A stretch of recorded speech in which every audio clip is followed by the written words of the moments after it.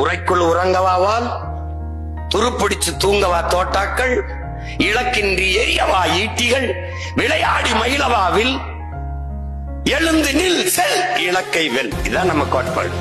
அததான் அண்ணன் உங்களுக்கு எளிமையா சொல்றேன்.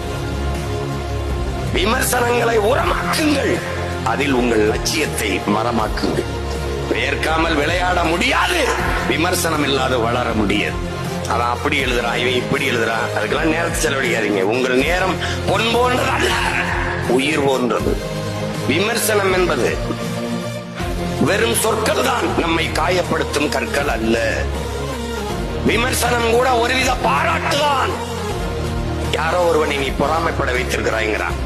ஒரு நாள் நாம் முன்வைக்கிற அரசியல் அவர்களுக்கு புரிய வருகிற போது, நம்மை விட்டால் இந்த நிலத்தில் எவனும் இருக்க போறதில்லை, நம்மளை போற்றி கொண்டாடுவார்கள் மக்கள். மின்சாரம் இல்லாத இரவுகளில் மக்கள் மெழுகுவர்த்தியை தேடுவார்கள். அப்போது அநீதியும் அக்கிரமமும் பெருகிற காலங்களில் மக்கள் நல்லவர்களை தேடுவார்கள். அதுவரை நாம என்ன செய்யணும்? களத்திலே நிக்கணும். எப்படி நிக்கணும்? நல்லவர்களாக நிக்கணும். அவன் வருவான். தோல்வி என்பது தோல்வி அல்ல, அது வெற்றியின் தாய்.